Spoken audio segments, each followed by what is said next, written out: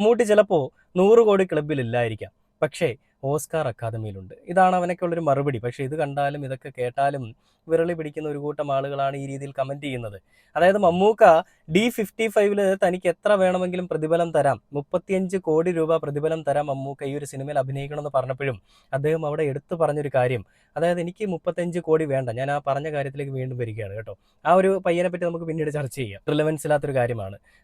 നമുക്കറിയാം മമ്മൂക്ക എന്താണെന്നും എങ്ങനെയാണെന്നും ഏതൊക്കെ രീതിയിലാണെന്നെല്ലാം നമുക്കറിയാം. അതുകൊണ്ട് അവൻ്റെയൊക്കെ ഈ പറയുന്ന വായ്ത്താളങ്ങളൊക്കെ അവൻ്റെയൊക്കെ കയ്യിലിരിക്കട്ടെ. അപ്പം മമ്മൂക്ക ഈ ഒരു ചിത്രത്തിൽ പ്രതിഫലം വേണ്ട എന്ന് പറയാനുണ്ടായ കാരണം എന്താണ്? തനിക്ക് ഇട്ടുമൂടാനുള്ള അല്ലെ തൻ്റെ പല തലമുറകൾക്ക് കഴിയാനുള്ള പണം അദ്ദേഹം സിനിമയിൽ നിന്നും അല്ലാതെയും ഒക്കെ ഉണ്ടാക്കിയെടുത്തിട്ടുണ്ട്, ബിസിനസ്സിൽ കൂടിയും ഒക്കെ ഉണ്ടാക്കിയെടുത്തിട്ടുണ്ടാവും അല്ലേ? അപ്പം അങ്ങനെയുള്ളത് കൊണ്ടാണോ മമ്മൂക്ക ഈ ചിത്രത്തിനും ഈ പ്രതിഫലം വേണ്ട എന്ന് പറഞ്ഞത്? അതായത് 35 കോടി എനിക്ക് വേണ്ട എന്ന് പറയാൻ കാരണമുണ്ടായത് അതുകൊണ്ടാണോ? ഒരിക്കലുമല്ല. നമുക്കറിയാം മമ്മൂക്ക എന്ന് പറയുന്നൊരു നടന് സിനിമയോടാണ് അഭിനിവേശം. ഞാൻ പലപ്പോഴും പറഞ്ഞിട്ടുണ്ട്, പണത്തിനോട്